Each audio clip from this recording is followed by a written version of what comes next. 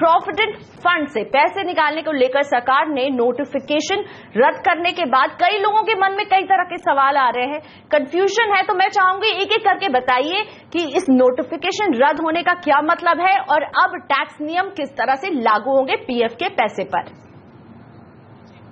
देखिए प्रियंका, ऐसा है, यह तो लौट के बुद्धू घर को आए वैसा हिसाब हो गया है जो ईपीएफ के विड्रॉल की बात है।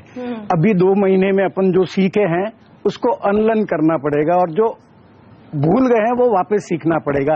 मतलब जो पुरानी फरवरी के पहले की जो पोजीशन थी विड्रॉल की वो रेस्टोर कर दी गई है। मतलब आप एम्प्लॉयर का और एम्प्लॉय दोनों का कंट्रीब्यूशन है वो विड्रॉ कर सकते हैं और उसके सामने जो लोन वगैरह आपको प्लॉट के लिए लोन लेना है या कंस्ट्रक्शन के लिए लोन लेना है, एजुकेशन के लिए लोन लेना है, वो सब आप कर सकते हैं। नहीं तो जैसे वो नोटिफिकेशन आया तो उसके हिसाब से था कि आप एम्प्लॉय का ही कंट्रीब्यूशन विड्रॉ कर सकते हैं, एम्प्लॉयर का कंट्रीब्यूशन विड्रॉ नहीं कर सकते। तो वो सब वापस ओरिजिनल सिचुएशन आ गई है।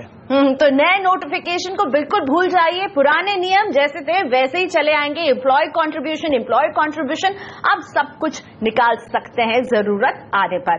और हमारे पहले दर्शक का सवाल भी पीएफ से ही जुड़ा हुआ है, मेरे साथ जुड़ रहे हैं मेरठ से मिलन जैन।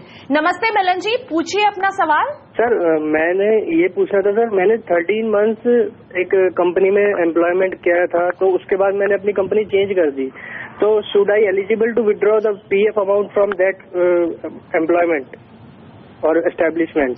देखिए मिलन जी, ऐसा है, आपकी एलिजिबिलिटी तो है, आप जो पैसा आपका इकट्ठा हुआ है वो विड्रॉ कर सकते हैं, पर उस पर टैक्स लगेगा।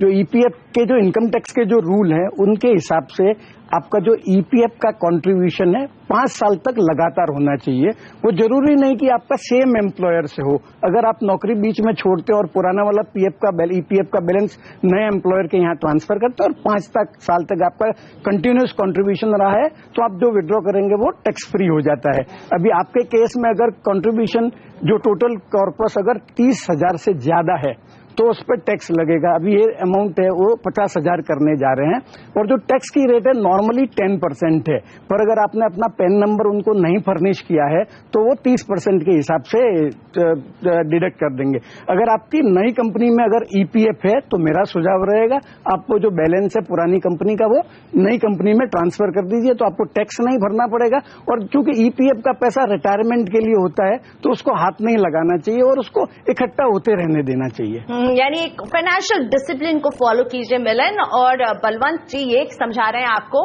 कि इसको विड्रॉ करने की जगह आप अपनी नई कंपनी की ईपीएफ में से ट्रांसफर कर दें, ये बेटर प्लानिंग होगी।